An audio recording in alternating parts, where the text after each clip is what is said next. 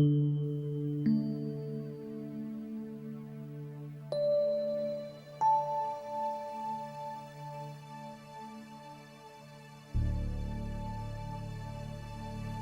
in 1983, I was a single mom raising children, one in college, one in high school, and I was sitting at my desk.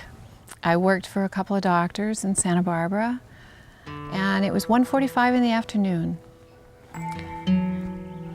The telephone rang, and on the other end of the receiver was a doctor that I had gone to see to have some test run, and he was calling me with the results. And he said, "Karen, the results are all back, and there's definitely some abnormalities, and we're going to have to do some further testing." Well, immediately what came up for me was, has the cancer returned? Do I have cancer again?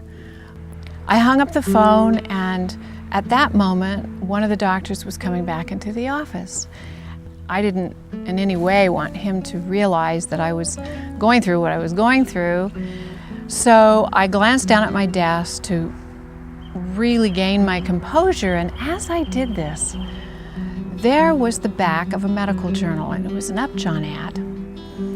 And here was a little girl, and this little girl just had the sweetest smile. And in one hand, she had the hand of a Raggedy Ann doll. And immediately, I could relate to this child. So when the doctor asked me, "What's up, Karen?" out poured, "What do you think of this idea? What if I would dress up as Raggedy Ann? And I would walk across the street to Cottage Hospital and visit patients on my lunch hour." And he looked at me, being a conservative physician, and he said, "Well, I think that's a wonderful idea. But what's your intention, Karen?" And I said, "Well, my intention is this. If I walk across the street to Cottage, and I go up to the nurses and I ask if there's anyone that they would like me to see, and they give me some names, and then I ask permission from the people they've given me, and they invite me into the room, their heart will open up, and they're going to feel my love and my unconditional support for them through this traumatic time in their life."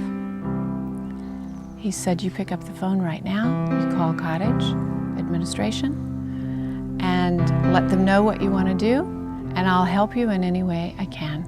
He turned around, I picked up the phone, called administration, finished telling them what I wanted to do, and then I said, "I can't believe what I just did."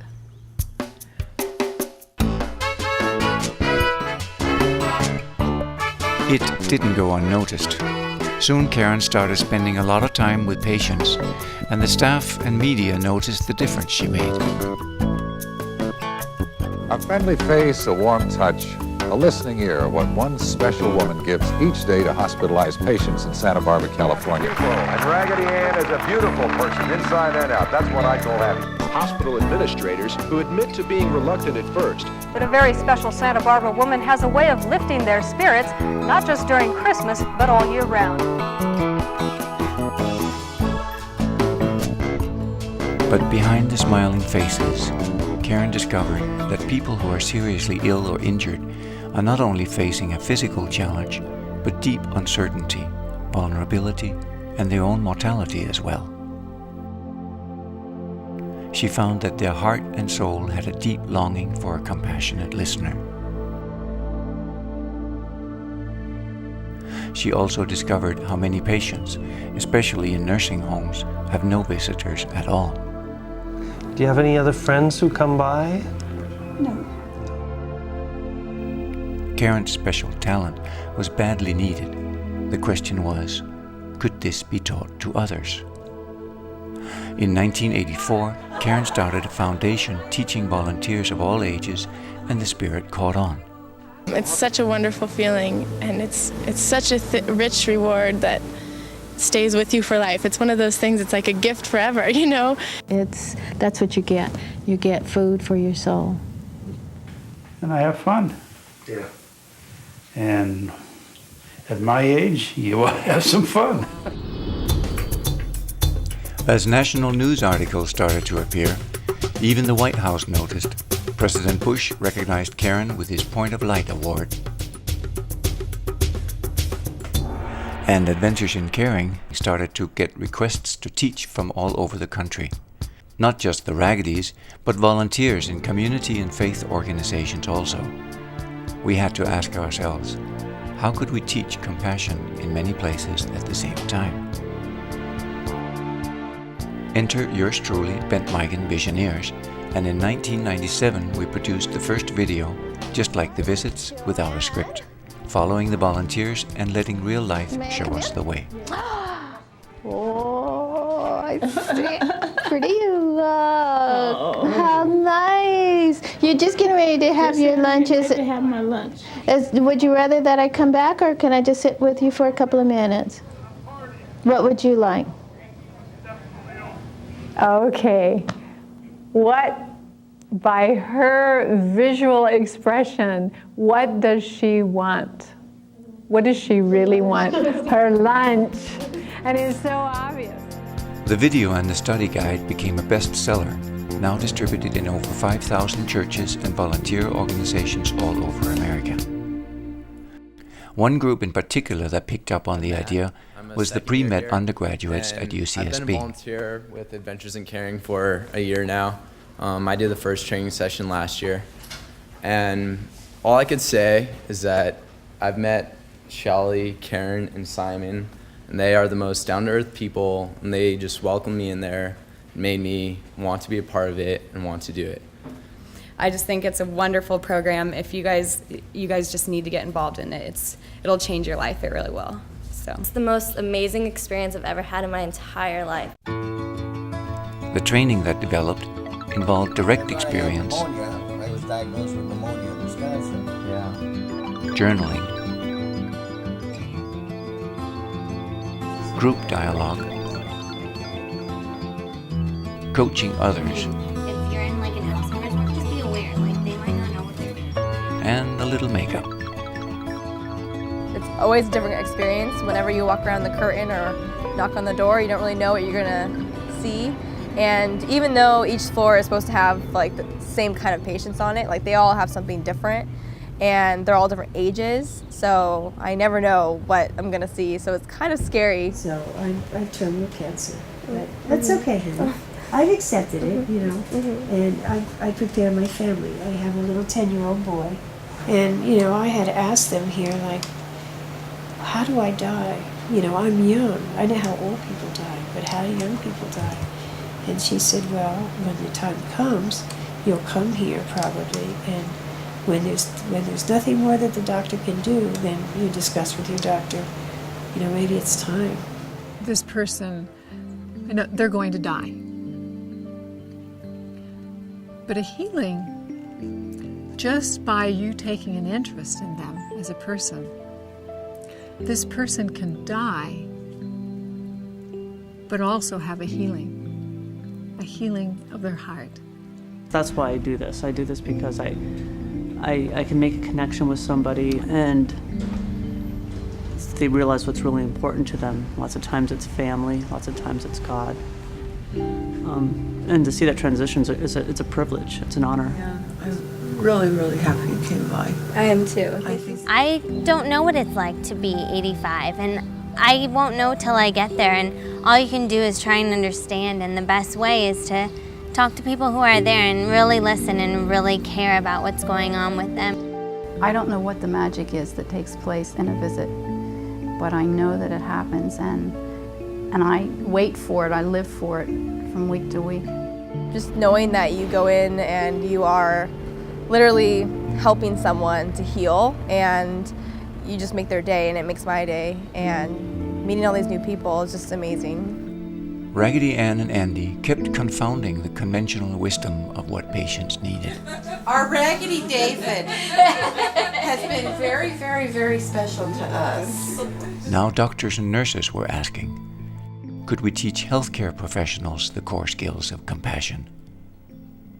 there is so much for a person to learn in this day and age, no matter what role they're having in the health field, that it does become so easy to get overwhelmed by all of that and the equipment and everything that has to be dealt with, that it's very easy to lose sight of why am I here. I'm here because of the person in that bed or in that wheelchair, the person who really, it's the person who's needing to be healed. Although she's sick, she don't have no sense. She's 86 years old. She ain't got no sense. That's what they take it for granted, that people are that way, but they're not. Because I'm in past 80, and I think my brains is kind of working good. Hello. Again, we follow the gifted caregivers, this time nurses and doctors, into real-life scenarios. Great, nice to see you again. We even attempted using a few scripted lines. Thank you for watching. We've put this video together. Share with you many All right. Thank you for watching. Again. Should I try that again? The result, the medicine of compassion, along with its training manual, won the industry's highest award. So a humble idea has come a long way, for one simple reason. Compassion is needed to heal, to grow, and to thrive. It is as essential as air and water. Much is learned at the edge of life. Wisdom is passed on. Peace is shared like bread between souls. Thank you, Karen. Thank you, everyone. If there's a single word I must tell you, if there's a single thought I must teach, if there's an infinite body of wisdom, open your heart and let me reach. We're here, it's now, we're all together, you're never alone. We're here, it's now, we're all together, I am around you. Wow. Yeah, I miss her. I bet you miss her more than me. Do I ever? Yeah. Touch me and you touch my brother. Hold me, you caress yourself. Feel me 'cause I have no other. You can heal me, can't you tell? We're here, it's now, we're all together, you're never alone.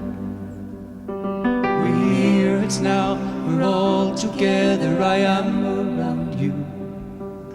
We're here, it's now, we're all together, you're never alone. We're here, it's now, we're all together, I am around you.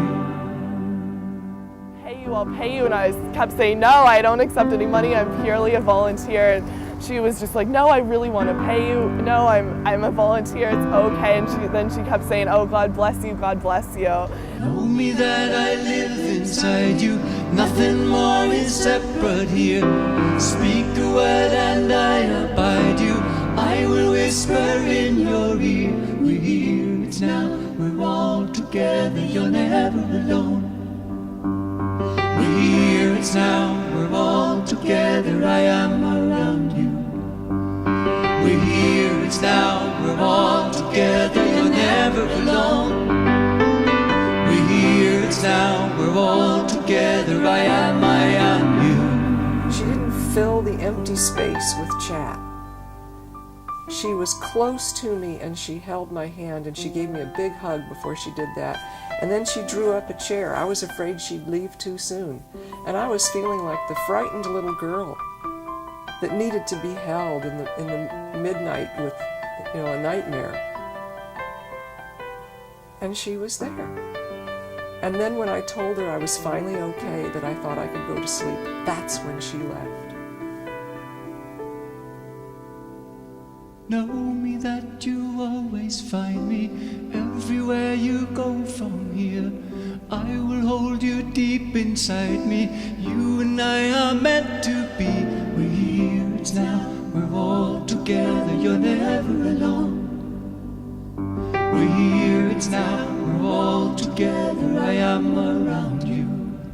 We're here, it's now, we're all together, you're never alone. We hear it's now, we're all together, I am you. What we're doing is helping people find a meaning in life, to find that true compassion that all of us have within us. It's just getting back in touch with it.